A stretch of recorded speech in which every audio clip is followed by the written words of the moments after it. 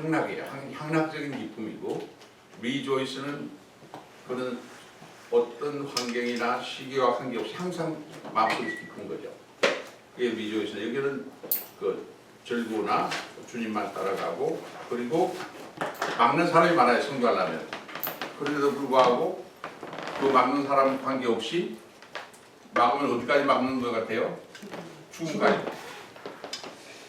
제가 한국에 가서 문준경 전도사님이라고 그분 그 기념관에 가봤는데, 그때도 내가 그런 걸 느꼈지만은 또 순교 기념관에 가면 그게 이 초상화는 이 사진 프레임이 있고, 거기도 밑에 뭐라 하냐면 나도 순교할 각오가 되어 있다. 거기에 딱 서서 제 사진을 찍으면 그 위에서 뭐냐면 나도 순교할 각오가 되어 있다. 그거 막 딱 찍히는 거예요.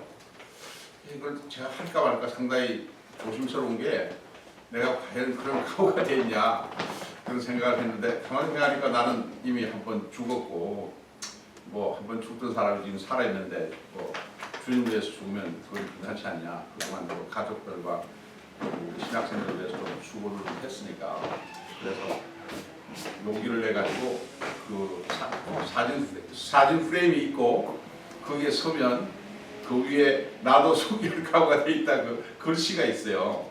그 앞에서 사진을 찍으면 그거 하나의 프루프가 되는 거예요. 근데 그 순간 상당히 떨리는 순간이었습니다. 근데 예수님께서 십자가에 달렸을 때 그 달린 이유가 예수를 따르는 사람보다는 예수를 반대하는 세력이 더 힘이 셌기 때문에, 결국 예수를 따르는 사람은 예수와 같이 십자가에 처형이 될 수 있다라는 것을 보여주는 거예요. 그러니까 그 이후에 예수를 따르는 사람들은 누구나 다 무슨 각오를 해야 돼요? 죽을 각오. 네, 죽을 각오를 하고 있는 거예요. 근데 제가 원래는 연대 대학원에서 심리학을 공부를 한다고 전공을 정했어요. 어느 정도 전공을 심리학을 하는데 어려움이 있으면, 제 친삼촌 되시는 분이 에딘버그에서 구약학 박사를 받아와서 한신대학교에 학장도 하시고 연세대 대학원 원장도 하시는 분인데, 그러면 제가 구약을 하게 되면 상당히 삼촌이 좋아하겠죠, 그죠? 그리고 또 뭐 대학원 원장이고 학장이고 교계 지도자니까 뒷 배경도 좀 괜찮고요, 그죠? 그런데 저는 왜 그런지 제가 그 이왕 하면 변두리 말고 핵심 가운데 아주 알맹이 거기를 좀 먼저 연구하고 싶은 거예요. 어떤 사람들 보면 변두리만 뱅뱅 돌고 가운데 얘기는 잘 안 해요. 예. 우리 데이트할 때도 보면 뱅뱅 돌고 결혼을 하자는 얘기를 안 하는 그런 상대방이 있어요. 결혼하자고 도망가는 거. 그런 거는 핵심이 없는 거예요. 그러니까 이 핵심적인 기독교 전체의 교회 역사고 뭐고 간에 다 합쳐서 가장 핵심이 뭘까요? 가장 핵심. 여러분 뭐라고 생각해요? 영생. 전도. 핵심을 대상으로 해서 연구할 수 있는 그 분야가 여러분들의 생각이 다 다르겠지만 저는 예수님의 말씀이라고 생각해요. 그러니까 예수님 가라사, 쉽게 말하면 예수님 가라사대 그 말만 연구를 해가지고 예수님이 과연 어떤 말을 했고 그것이 어떤 진리의 내용의 핵심인가 그거를 풀려 그러니까 가장 많은 것이 예수님의 산상설교에 있어요. 그래서 저는 뭐 시간이 있으면 다른 건 나중에 하겠지만 우선순위가 예수님의 말씀, 예수님이 직접 전한 말씀을 공부하겠다. 그러면 구약이에요, 신약이에요? 신약. 그래서 제가 입학하는 연세대학교 대학원 원장이시면서 혈연적으로는 친삼촌이에요. 그러면 삼촌한테 내가 잘 보이거나 삼촌의 어떤 덕을 보려면 구약을 하는 게 맞아요. 구약을 먼저 하고 나중에 신약해도 되겠죠, 그죠? 근데 저는 그렇게 하기가 싫었어요. 그래서 용기를 내서 찾아가서 그 삼촌이 제가 아버지 돌아가신 이후에 아버지 역할도 하시고 또 여러 가지 뭐 어드바이저를 하신 스승이시고 그런 편인데도 굉장히 미안하죠, 저 개인적으로. 그렇지만은 용기를 내서 이야기를 했어요. 한마디로 벌써 눈빛이 다르고 표정이 다르고 그래. 뭐 너 항상 네가 알아서 잘 하니까 알아서 해. 그러는데 그게 잘 하라는 뜻이 아니라 알았다 이놈아 너 그런 놈이구나. 그런 그 느낌을 줬지만 그러나 저는 후회를 하지 않고 열심히 공부를 했어요. 그러니까 대학원 시험이 당시는 1966년도 대학원을 갔는데 여러분 어떻게 그때 국민학교 다니? 안 태어났죠. 안 태어났어요. 근데 그때 제가 얼마나 열심히 공부를 했으면 열심히 공부하는 이유는 하나는 1등을 하면 등록금이 면제가 돼요.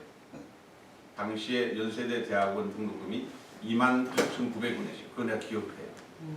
근데 내가 한신대 대학원에 이제 이 신학교들이 군사 독재 정부에 항거를 했기 때문에 그 항거하는 그 가장 앞장선 대학이 한신대학교, 제가 나오는 한국신학대학이에요. 그렇기 때문에 이 49년도에 대학이 등록되어 있는 이 학교를 재학령에 간 각종 학교로 추락시켜버렸어요. 그러니까 학점은 인정해 주지만 학위가 없어요.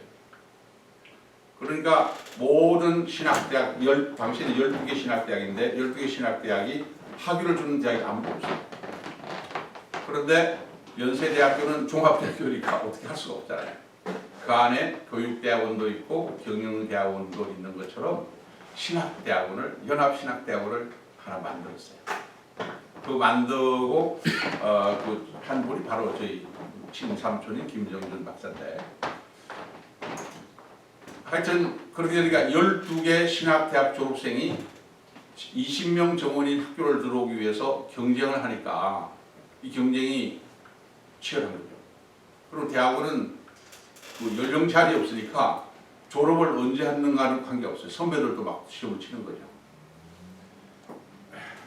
저는 시험에 떨어지는 줄 알았어요. 왜냐면 전부 다 뭐 넥타이 매고 그리고서는 교수님들 같은 분이 시험을 치러 왔는데 저는 떨어진 줄 알았어요. 한 85명 정도가 시험을 봤는데 그리고 한 과목이 종합적으로는 점수가 높더라도 한 과목이라도 60점 미만이 되면 입학이 안 돼요. 그런데 그 심리학학, 구약학, 교회사, 조직신학, 실천신학, 그다음에 랭귀지 독일어 시험까지 보는 그 시험인데 하여튼 결론적으로 85명 가운데서 제가 몇 등 했게 그게 마음대로 안 되더라고요. 그게 12신학대학 교수들이 시험을 낸 게 아니고 나중에 보니까 시험 출제는 연세대학교 신과대학에서 교수들이 출제를 하고 강의만 여러 신학교 교수들이 와서 하는 그런 연합신학대학원이었어요. 그러다 보니까 핑계같지만 사실 더 실력이 좋았으면 되긴 됐겠죠. 근데 이게 시험이 다 객관식이 아니라 주관식이잖아요. 그러면 어느 신학대학 졸업생이 유리할까요? 출제를 연세대 신과대학 교수들이 낸다. 그러면 연세대 신과대학 교수들한테 배운 사람들이 유리하겠죠. 그렇죠? 그래서 핑계같지만 1등은 뺏겼어요. 뺏기고 저는 2등밖에 못했어요. 그러니까 만 원밖에 면제가 안 돼요. 그러면 일반 대학원은 5,000원이면 되는 등록금이 연세대학은 28,900원이니까 5배가 많은 거 아니에요. 그거 어떻게 하겠어요? 굉장히 힘들죠. 네, 힘든데 제가 그 힘든 과정을 참 제가 나가는 교회 목사님이 조향룡 목사님이라고 초등교회 목사님이 이렇게 철학기를 약 한 18,900원 정도를 지원을 장학금으로 특별 장학금으로 지원을 해줘서 했는데 들어가서 내가 가만 생각해 보니까 왜 내가 2등 했는가에 대해서 좀 분석을 또 이렇게 해봤어요. 해봤더니 첫째 원인은 이제 그 출제 교수가 연세대 신과대학에서만 했다는 거, 그것도 이유는 되지만 과별로 점수를 계산 쭉 해보니까 제가 1등하고 2등 사이에 3점이 차이가 났어요. 종합점수에. 근데 신약 시험 점수를 답안지를 내가 보니까 세상에 대학원 입학시험에 제가 100점을 받았어요. 믿거나 말거나 사실이에요. 네.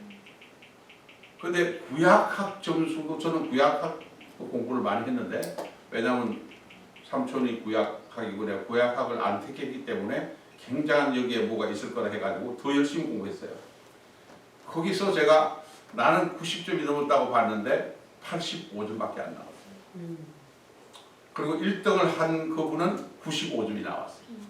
거기서 10점 차이가 나는 바람에 내가 3점 차이로 쳤어요. 그 구약 점수를 매긴 사람이 누굴까요? 삼촌. 예, 제 친삼촌이에요. 예. 참 힘들죠. 그렇지만 실력으로 보여주겠다. 그래서 그 다음 학기에 제가 1등을 하는 바람에 제가 그 다음 학기에 1등 한 다음에 삼촌을 찾아가서 삼촌 사내답게 풉시다. 제가 신약학을 택했다고 그래가지고 그 채점을 할 때 그렇게 점수를 이렇게 깎고 이런 거 앞으로 뭐 구약 택하지도 않겠지만 그거는 하나의 상징적인 거니까 삼촌 마음속에 있는 엉거리를 풀고 저는 그런 거에 대해서 개의치 전혀 안 하겠습니다. 그랬더니 금방 좀 야단을 맞았어요. 그러나 중요한 것은 뭐냐? 우리가 어떤 핵심적인 것을 잡았을 때는 양보해서는 안 돼요. 그거 뺏기면 다 뺏기는 거예요. 네. 그렇기 때문에 신학교에 와서 우리 공부할 때 내가 주일학교 교사나 혹은 중고등부 교사나 집사로 있는 그 정도 실력을 배우기 위해서 여기 온 거 아니에요. 아주 중요한 핵심을 내 생명을 뭐예요? 내놓을 수 있는 거. 그거예요. 그러니까 위쪽에서 항상 절구할 수 있는 그 기본적인 바탕이 뭐냐면 내 생명을 내놓아서 바꿀 수 있는 그 대상을 발견했을 때. 네. 그래서 단순히 YOU가 아니에요. 단순한 YOU가 아니라 정말 나는 이분이 없으면 안 돼. 그러니까 YOU 이 정도가 아니라 이 Y는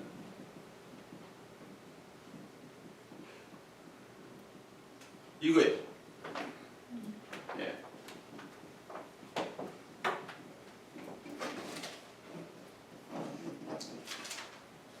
오케이.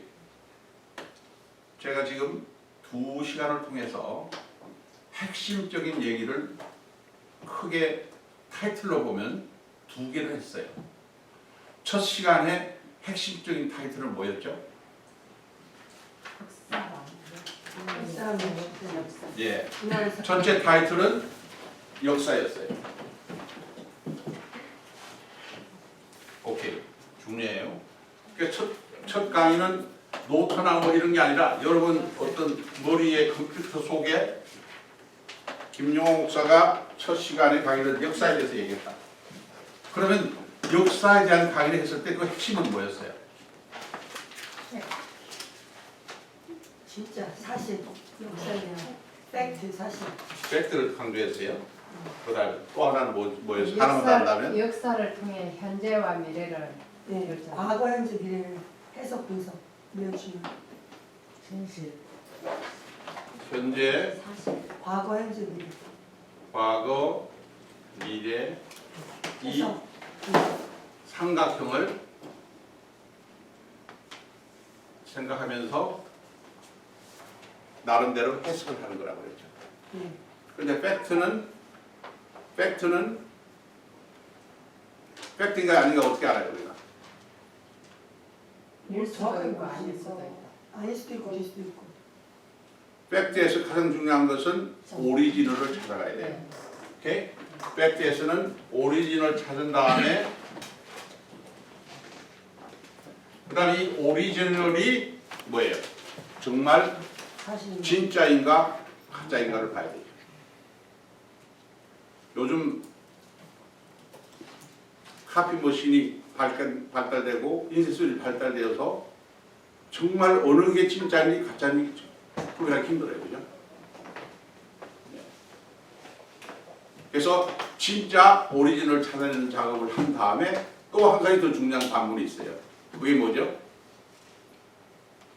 그 오리지널이 누가 왜 어떤 상황에서 쓰느냐예요. 예?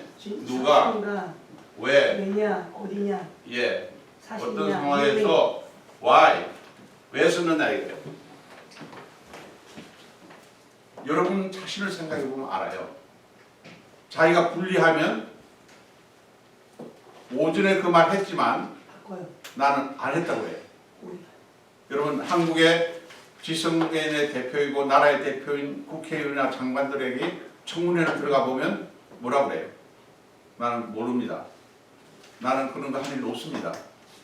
그렇게 하는데 나중에 보면 했어요. 그래서 자리에서 물러나요. 네.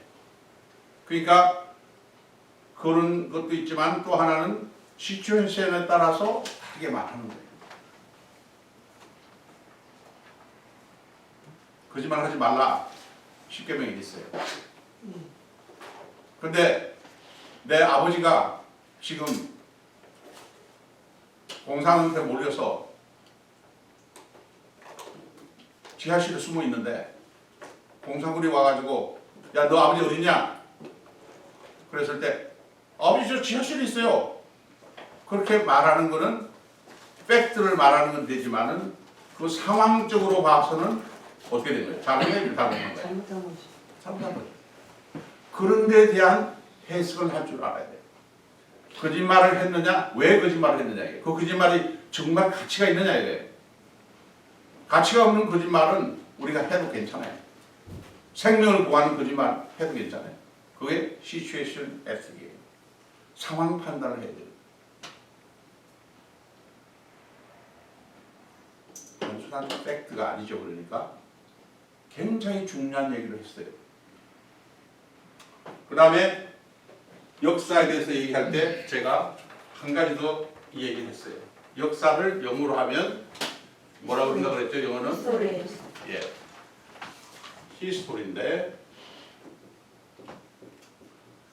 히스토리인데 보통은 이것을 스토리로만 알아요. 그러니까 스토리 하면 세계교회사 예를 들면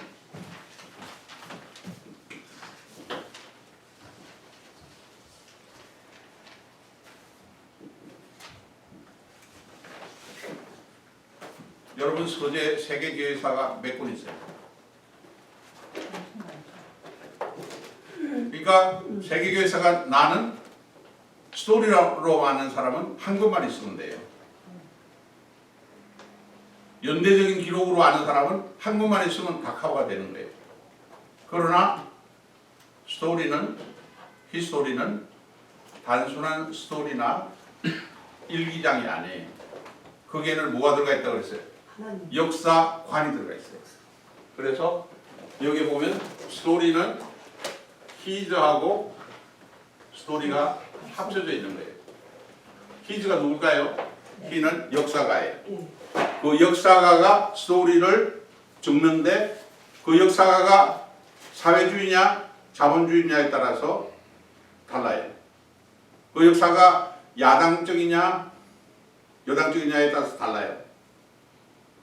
그 역사가가 긍정적인 역사관을 가지고 있느냐 부정적인 역사관에 따라서 다른 거예요. 그러면 누구를 봐야 돼요?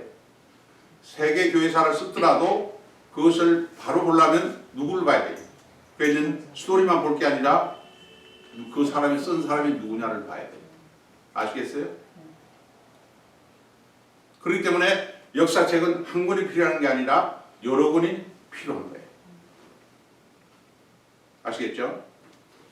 그러나 우리는 교회사를 배울 때는 단순한 히즈 스토리가 아니에요. 이 히즈에서 여기에 차이가 뭐냐면 캐피탈 HIS. 아시겠어요? 이 히즈는 누구예요? 예, 인간이 아니에요. 가. 예. 그러니까 스토리를 어느 각도에서 보는 거예요? 하나님의 뜻에 따라서 보는 거예요. 하나님의 뜻에 따라서 보는 것이 그것이 교회 역사의 가장 중요한 관점이에요. 그러니까 단순한 역사가로서의 보면 문제는 어떻게 되겠어요? 역사가로서만 보면 그것은 어디로 가는 거예요? 히즈 스토리가 되지 이 히즈 스토리, 히스토리는 안 되는 거예요. 똑같은 팩트지만 똑같은 문장이지만은 우리가 어떻게 보느냐에 따라서 다른 게 있어요. 보세요.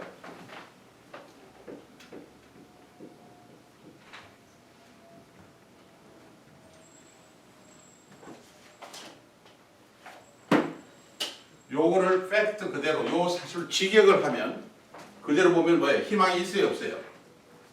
희망이 nowhere. 꼭 무슨 나오게. 예. 근데 이렇게 보면 희망이 없어요. 그런데 한 사람은 요거를 약간 연결해 가지고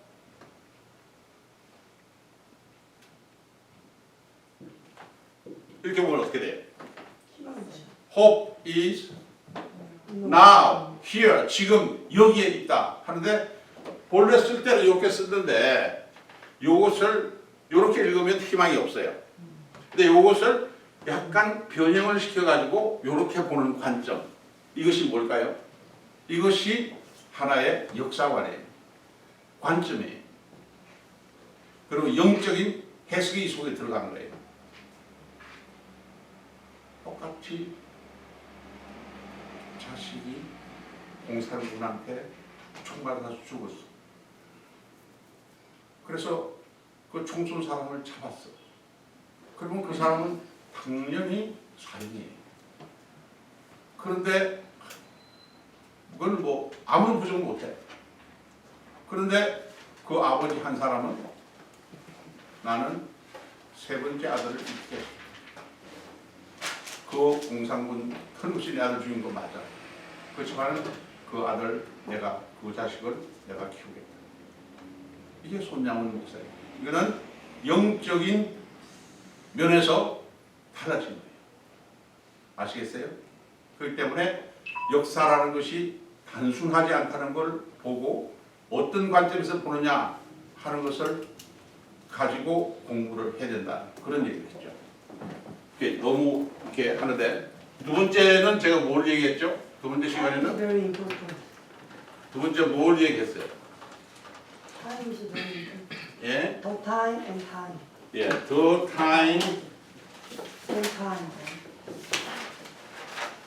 time을 얘기. 그래서 이것을 뭐라고 그랬어요? 카이로스라고 그랬고 이것을 크로노스라고 그랬어요. 그죠? 그럼 카이로스와 크로노스가 뭐가 다르다 그랬죠? 카이로스는 곡선 같은 지금 현미경으로 자세히 보면 곡선이다. right time. 그리고 곡선, 이거는 곡선 수평, 직선으로 인간의 시간을 흘러가는 시간, day and night으로 반복된. 카이로스는 어떤 목적과 그런 하나님이 주시는 메시지가 있는 거고 크로노스는 그냥 타임 흘러가는 시간, 모든 시간. 반복되는 거. 예. 오케이. 예를 들면 일제 치하에서 일본의 경찰이나 힘, 또 일본이 승승장구해서 중국을 이기고 러시아를 막 이기고 이제는 뭐 완전히 적이 없어요. 그런데 지금까지는 일제 항복했던 사람들 가운데 이제는 어쩔 수가 없구나. 이제는 일본이 가장 힘이 세니까 일본한테 부를 수밖에 없다라고 지금까지는 그 애국심과 독립운동을 하는 사람들인데 이 사람이 갑자기 마음을 바꿨어요. 역사를 일본의 침략사를 해석을 할 때 일본이 이긴다고 바꿨어요. 그런데 그 다음날 해방이 됐어요. 어떻게 된 거예요? 이 사람이 타임을 어떻게 본 거예요? 라이트 타임을 잘못 본 거예요. 그거는 잘못된 거예요. 많은 감옥에 있었던 우리 목사님이나 독립투사들은 이렇게 남을 해치고 재산을 뺏어가는 이런 통치를 하는 나라는 반드시 망한다. 그리고 우리는 우리의 역사가 있고 우리의 땅이 있는데 이것을 침략당하는 것은 잘못된 것이라는 그 관점을 자기의 생명이 날아가도 반대를 하고 투쟁을 했어요. 그런데 다들 해방이 될 줄 알았으면 내가 그때 그랬겠느냐 이거예요. 뭘 몰란 거예요? right time, the time을 몰란 거죠. 베드로가 십자가 달리기 전에 예수를 3번이나 부정할 때 상황을 보니까 완전히 로마 군대에 협치고 예수님 무슨 기적을 행할 줄 아는데 기적도 안 행하고 그냥 끌려다니니까 예수님은 끝났구나 하고 쟤들 다 도망가고 그리고 베드로도 3번이나 부정했잖아요. 부활 진짜 말씀했지만은 진짜 부활하는 걸 미리 확실하게 보여줬으면 안 그랬을 텐데. 라이트 타임을 신앙을 공부한다는 건 바로 라이트 타임을 아는 거예요. 아멘. 또 설교를 한다는 것은 라이트 타임을 전하는 거예요. 아멘. 그걸 구별할 수 있는 눈을 성서를 통해서 교리사를 통해서 교회사를 통해서 실천신앙을 통해서 여러 가지 분야에서 우리가 마지막으로 할 수 있는 결정적인 순간에 내가 어디로 갈 건가 구받으시라는 거예요. 주여 어디로 가시나니까 너가 순교하기 싫어서 도망가는 로마를 향해서 나는 간다. 구받으시. 그 이상의 설교가 필요한 거예요. 이 지나간 2시간 동안에 여러분이 머릿속에 가슴속에 남아있어야 될 것은 바로 이거예요. 역사라는 무엇인가. 그 다음에 하나는 카이로스, the time. 오늘은 3번째로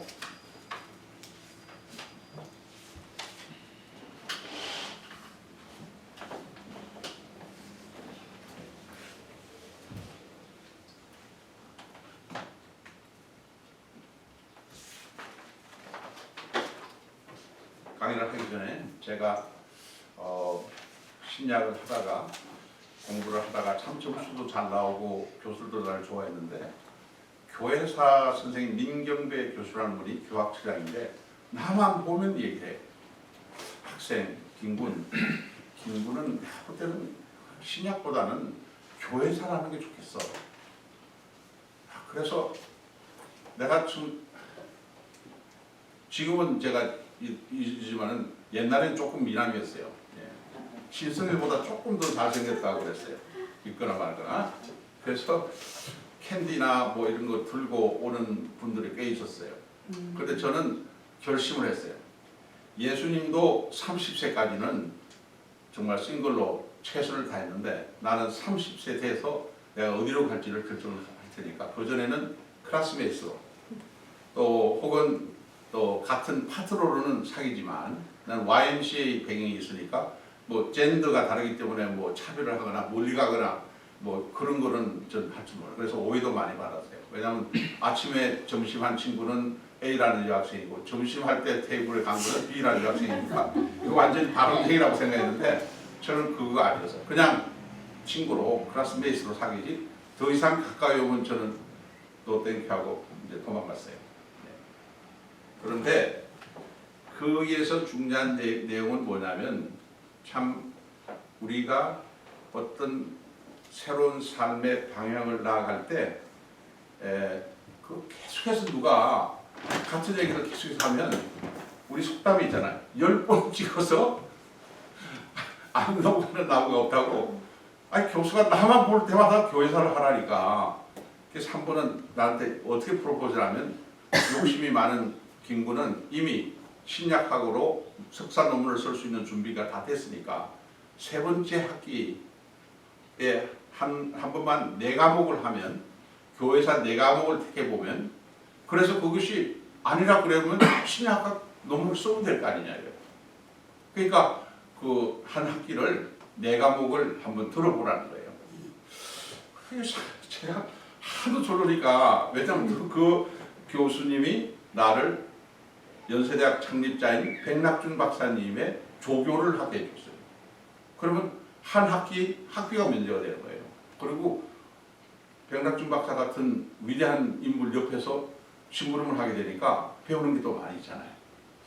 그래서 할 수 없이 제가 한 학기를 교회사를 택했는데 여기에 제가 걸려서 넘어진 게 첫째 교회사 과목에서 한 게 뭐냐면 첫째는 지금 내가 강의한 첫째 강의 시간에 했던 기독교 역사 철학에 관해서 여기 서남동 교수님이 지금 돌아가셨고 유명한 분이죠. 여기서 제가 지금 첫 시간 한 대로 스토리에 대한 개념을 히스토리로 바꾸는 시간이었어요. 두 번째는 백낙준 박사님이 직접 강의를 했는데 한국 초기 선교사를 강의했는데 이것이 1928년에 본인이 예일대학에서 박사 논문을 쓴 그 논문을 가지고 했는데 아까 말한 대로 프라이머리 소스를 가지고 선교사들이 본부에 보고한 거, 또 선교사의 일기문, 또 선교사의 일지 이런 프라이머리 소스를 가지고 처음으로 교회사를 쓰신 분. 난 그걸 몰랐어. 이분은 문교부 장관도 하고 그래서 그냥 다른 무슨 뭐 다른 과목이었는데 심리학을 교회사를 전공한 박사라는 걸 알고 그 체격도 저만큼 좋고 이제 상당히 유명한 분인데 그 편지 조각 안에 들어가 있는 문구 하나를 가지고 해석을 해가지고 교회사를 쓴 처음 사람이에요. 제가 깜짝 놀랐어요. 그 다음에 지원용 박사라고 한국에서 루터교를 창설하신 분인데 이분이 아가페 앤 에로스라는 이 리그렌의 책을 가지고 680페이지예요. 그리고 이거는 영문으로 된 밖에 없어요. 책이 번역이 안 돼 있어요. 저는요 교회 역사를 아가페하고 에로스라는 관점으로 처음부터 끝까지 해석을 쫙 몰랐죠. 그래서 한 관점을 가지고